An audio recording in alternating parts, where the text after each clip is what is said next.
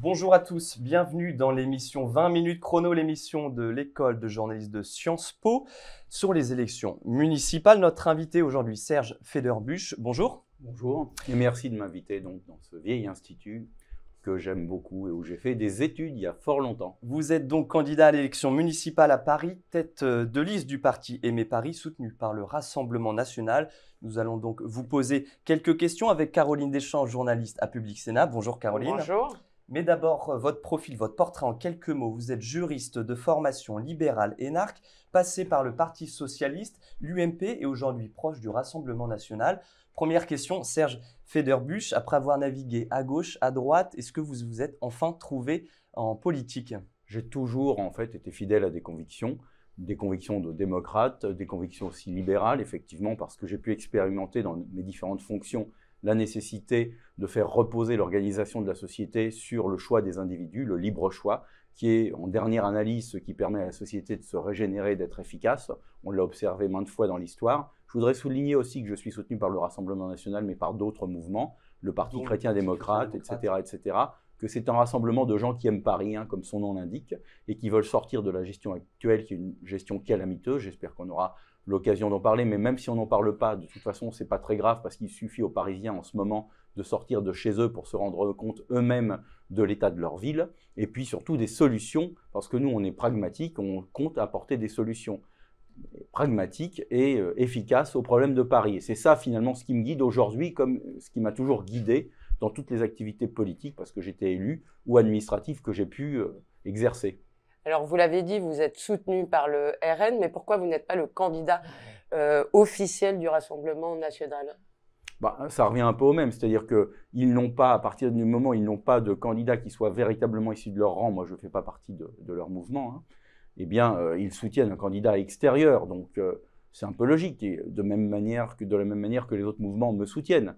Voilà, ils n'ont pas de candidat parce que justement ils ont préféré une forme d'ouverture, montrer, je pense, leur capacité à accueillir des sensibilités et à être ouverts à des sensibilités différentes des leurs, qui ne sont pas forcément les mêmes sur tous les sujets, effectivement. Voilà, je pense que c'est quelque chose d'assez positif. En tout cas, ça se passe de manière extrêmement fluide et harmonieuse. Et comme on est d'accord sur l'essentiel des sujets qui concernent Paris, il n'y a véritablement même pas une feuille de papier à cigarette d'épaisseur entre leurs projets et les nôtres. Mais c'est aussi parce que Paris n'est pas un terrain électoral très propice au RN. Écoutez, effectivement, il faut parler franchement. C'est sûr que Paris a été une ville où leurs scores n'ont pas été toujours à la hauteur de leurs espérances. Cela étant, je crois que ce n'est pas non plus le seul déterminant de leur choix, puisqu'il y a des villes de province, par exemple dans le sud, où ils ont fait le même choix, un choix d'ouverture, ou bien alors à Perpignan, où Louis Alliot se présente là aussi en agrégeant différentes sensibilités politiques, où ils sont dans une position beaucoup plus forte. Donc ce n'est pas le facteur déterminant. Je crois que la volonté d'ouvrir leur discours et d'ouvrir leur rang et de montrer qu'ils sont capables justement d'agréger des gens de sensibilités différentes est quand même le facteur déterminant. Monsieur Federbusch, vous vous présentez, vous, dans le 19e arrondissement de Paris. Et justement, on allait sur place interroger les Parisiens et les Parisiennes pour savoir s'ils vous connaissaient d'abord et savoir ce qu'ils pensaient de vos idées. Est-ce que vous connaissez Serge Federbusch ? Non. Federbusch. Absolument pas. Non, pas du tout. Je suis pas d'extrême droite, donc a priori, comme il n'y a pas d'idée nouvelle de sa part, je voterai pas pour lui.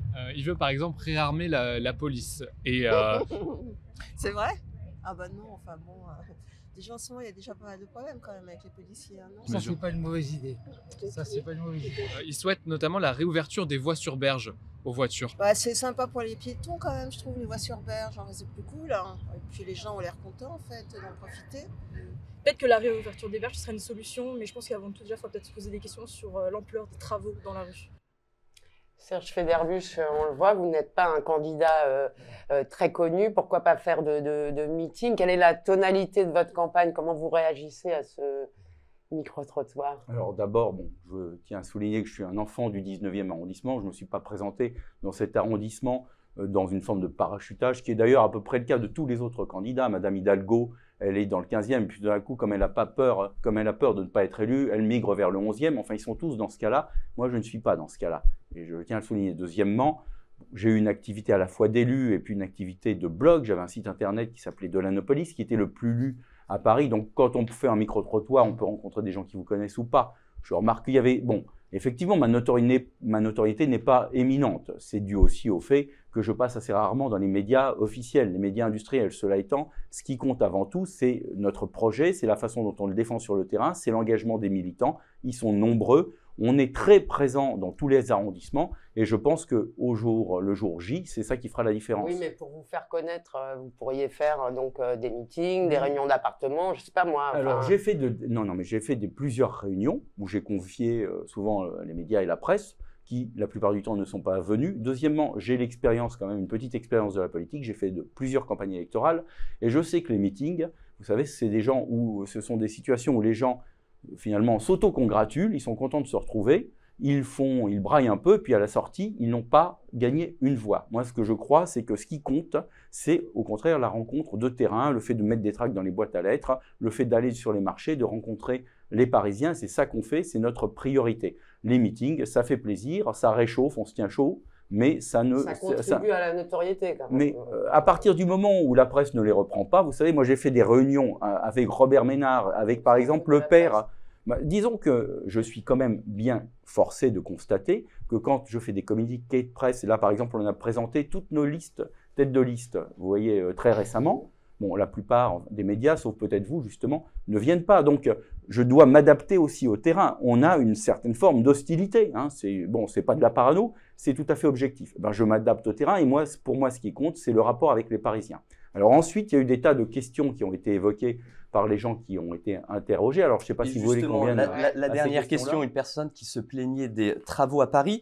Vous, dans votre programme, vous proposez notamment de construire un tunnel pour les voitures, donc sous terre 7 km qui relierait le Trocadéro à Sully-Morland. Est-ce que là, ce n'est pas la promesse des années de chantier à venir? Pas du tout. Vous savez qu'actuellement, il y a un tunnel qui est en train d'être construit au moment où on parle, à Paris, boulevard Haussmann, qui va jusqu'à la Porte Maillot. On a des tunneliers très performants aujourd'hui, on n'est plus du tout dans les années 60, c'est le tunnel du RER E, EOL, d'accord? Donc on a des techniques constructives qui sont bien plus performantes qu'autrefois, premièrement, et qui d'ailleurs ont limité les coûts. Et deuxièmement, il y a une vision globale derrière ça, parce qu'actuellement on est dans le chaos. On est dans le chaos. Boulevard Saint-Germain. Oui, mais c'est un sujet important. Mais c'est un sujet important parce que on va rouvrir les voies sur berge le temps que ce tunnel soit percé.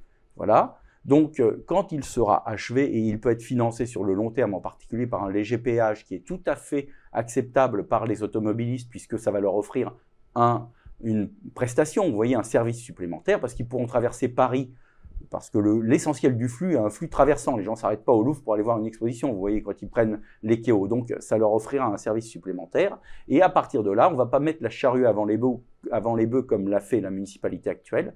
On pourra véritablement et de manière intelligente, et là vraiment révolutionnaire, changer le rapport à la Seine. C'est-à-dire que vous pourrez avoir, aussi bien sur les quais hauts que sur l'ex-voie sur berge, eh bien, une vraie zone piétonne, ou en tout cas quasi piétonne, à part pour les riverains. Il y a peu de gens aujourd'hui qui vivent rue de Rivoli. Donc c'est un projet qui est à la fois techniquement réalisable, financièrement supportable. C'est un projet de long terme et qui réglerait réellement la question de l'hypercentre parisien qui n'est pas du tout réglée actuellement. C'est votre projet pharaonique à vous, on parle de Central Park. Est-ce que c'est le projet? Ça n'a rien de pharaonique, ça coûtera 4 à 5 fois moins cher que le tramway des Maréchaux, pour vous donner une idée. Et la comparaison, c'est probablement dans les 500 ou 600 millions d'euros. Le tramway des Maréchaux, ça a coûté plusieurs milliards. Et si on compare ça au projet saugrenu c'est Griveaux, Villani ou même Anne Hidalgo de mobiliser 20 milliards pour soi-disant le logement des classes moyennes, alors que sa politique de préemption a déjà fait monter les prix de manière complètement outrancière, eh bien on est dans des grandeurs financières très raisonnables. De tous les candidats, mon projet est le plus raisonnable, à tout point de vue, parce que c'est la seule vraie mesure qui peut coûter, mais qui est financée aussi par un péage, lequel péage sera tout à fait supportable, puisque c'est justement une prestation supplémentaire. C'est pas un péage, vous voyez, de pur... il faut équilibrer le... Si, je le sais, moi, bon, je pense que à la traversée à l'abonnement, généralement, ou à la traversée, ça serait de 1 à 2 euros pour la traversée de Paris, qui permettrait de gagner beaucoup de temps et donc les gens s'y retrouveraient aussi sur la consommation de carburant. Est-ce que vous pouvez lui dire à cette personne combien d'années de travaux cela nécessiterait un tunnel comme ça? Moi, je suis quelqu'un de sérieux, donc j'ai dit Donc, qu'il vous fallait n'avez lancer des études techniques. Les politiciens qui prétendent qu'ils vont, en claquement de doigts, vous donner des chiffres et des délais mentent. C'est comme Madame Hidalgo qui dit qu'elle va planter 170 000 arbres alors qu'elle n'a pas été fichue d'en planter 20 000. Vous voyez, je ne suis pas dans le mensonge. Donc je sais que ça prendra quelques années, ça prendra sans doute au moins… Quelques années. Oui, ça peut prendre une mandature, mais c'est un projet qui permettra vraiment ensuite de faire un vrai jardin à côté de la Seine, parce que le gros problème des berges actuellement réaménagées par la ville, c'est que l'endroit le plus beau, finalement, le plus adéquat pour ça, c'est-à-dire les jardins des Champs-Élysées et le cours La Reine, sont restés une autoroute urbaine. C'est précisément là qu'il faut intervenir. Et c'est précisément là qu'on aurait pu le faire. Programme et on y reviendra. C'est un des éléments. Oui, votre campagne est aussi centrée sur la lutte contre l'insécurité. Vous proposez une police municipale. Qu'est-ce qui vous différencie des autres candidats? En fait, on a le projet de créer des conseils de sécurité de quartier qui travailleront en osmose, représentants de la population, ça sera ouvert à tout le monde, qui travailleront en osmose avec la police municipale qui sera armée, parce que c'est pas la peine de mettre des policiers si on ne les arme pas. N'importe quel policier vous dira qu'ensuite ils deviennent des cibles, surtout dans les zones difficiles. Et bien ensuite, ils seront connus des gardiens d'immeubles, ils seront connus des syndicats de copropriétaires, des associations de locataires, donc il y aura un lien interpersonnels, ils connaîtront leur numéro de téléphone et on pourra faire des rondes citoyennes. C'est retrouver l'esprit de la garde républicaine. C'était ça la garde républicaine autrefois. C'est pas du tout un projet de milice fascisante, vous voyez. C'est un projet au contraire de rapprochement du peuple et de la population des forces de police. Et c'est ça justement qui évite les dérives. Et une fois qu'on aura, parce que c'est une forme d'îlotage mais plus avancée, une fois qu'on aura véritablement mis ça en place, ça sera très facile d'obtenir des résultats parce que la population sait parfaitement. Si vous venez avec moi dans le 19e arrondissement, vous verrez, devant le 70 de la rue Riquet, vous avez des dealers, ils sont toujours là, d'accord? Bon, en permanence, il y a des cages d'escalier qui sont parfaitement identifiées. Eh bien, les conseils de sécurité de quartier et la police municipale pourront appuyer là où ça fait mal pour les dealers, les trafiquants et les petites frappes, et les mettre hors d'état de nuire dans le respect parfait de la légalité républicaine. Mais avec un système de dénonciation, comment Mais ce n'est pas de la dénonciation. De toute façon, je vous signale que dans le code pénal, vous avez tout à fait le droit, vous êtes tenu même de dénoncer les fauteurs, les délinquants. Donc ça ne change rien au droit, ce n'est pas de la délation, c'est le fait de permettre.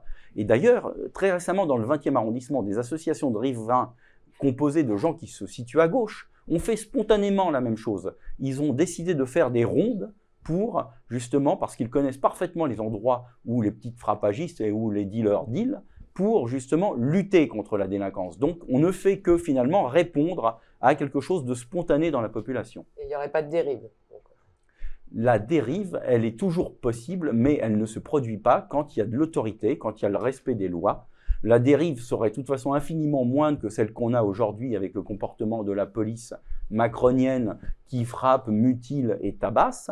Là, il y a beaucoup plus à s'inquiéter, je crois, que d'une police qui serait proche des habitants et dont les gens connaîtraient les noms et qui serait en contact. Parce que l'anonymat de la police, c'est la pire des choses pour une démocratie. Et donc vous refusez le terme de milice pour ces rondes citoyennes. Mais pour vous, ça risque pas de créer un climat de défiance, justement? Vous parlez de la police. Je crois qu'il faudrait que vous veniez avec moi.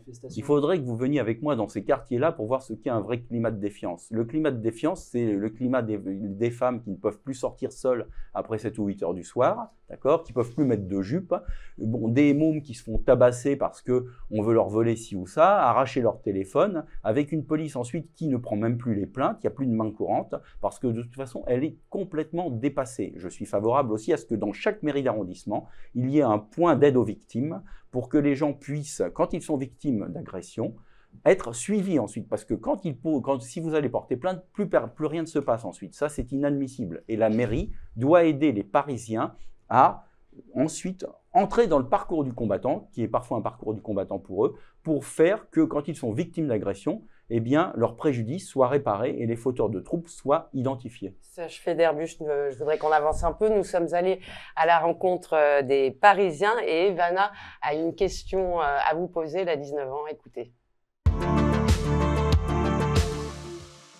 Bonjour, je m'appelle Lévana, j'habite à Paris et ma question serait de savoir comment envisageriez-vous de régler ces problèmes de pauvreté et de migration? Sur la question des migrants, justement, Serge Federbusch, je vous proposais de supprimer les subventions pour les associations qui leur viennent en aide. Mais question simplement, les réfugiés, les demandeurs d'asile qui continuent d'arriver à Paris, comment on s'en occupe? Qu'est-ce qu'on fait? Eh bien alors, je crois qu'il va falloir que je vous donne aussi des informations dont vous ne disposez pas, parce que 95% de ces gens, j'y suis allé moi, je suis le seul candidat tête de liste à être allé dans les campements. Il y a des vidéos, vous pouvez les voir. Je suis allé à leur rencontre, je suis allé à des endroits où plus personne n'ose entrer. Donc je sais exactement de quoi ils retournent le long du périphérique, porte d'Aubervilliers ou porte de la Chapelle. Bien.